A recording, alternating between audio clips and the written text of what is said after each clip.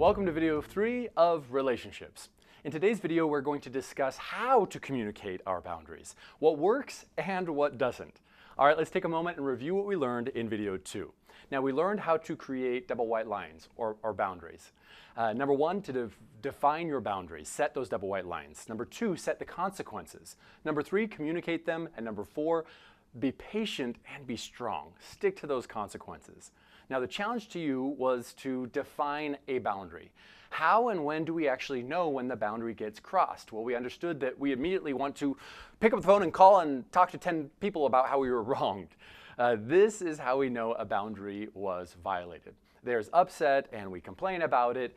This is one of the emotional feedback systems we have that indicates that we didn't stand up for ourselves and our boundaries. So if you want to know where you are not in control, pay attention to where you are complaining. Now, what we want are 2 things.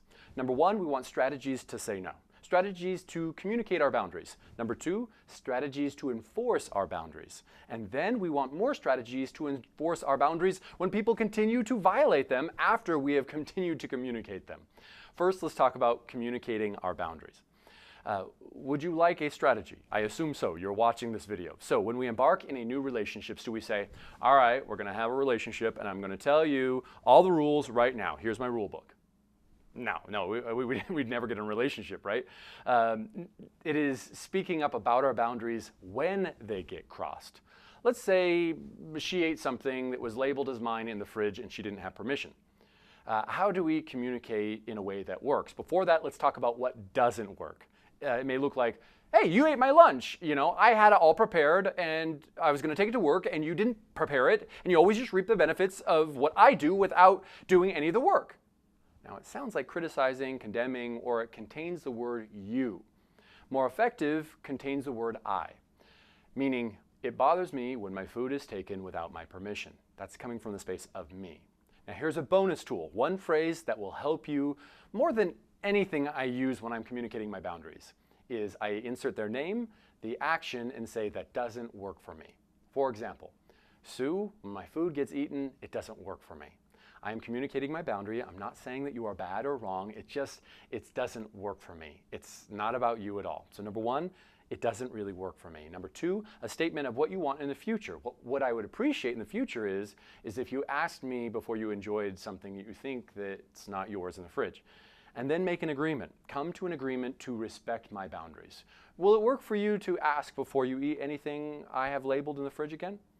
Now, where we run into problems with this process is basically when we try to use control and manipulation, when they are either trying to control and manipulate us or us to them. Another form of control and manipulation is actually called codependent or enabling.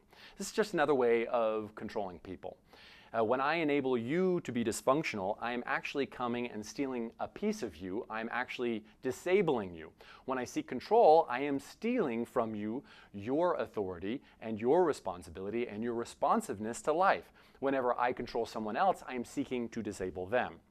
So, as an action item, before you watch the next video, set a boundary in one of your relationships. Big or small, pick something that you've been complaining about and address it with the double white lines, with a boundary. Be firm and be clear, and make sure you pick a consequence you can live with. Now, up next, we're going to learn how to bring proactive and creative mindsets into our relationships. We'll see you there.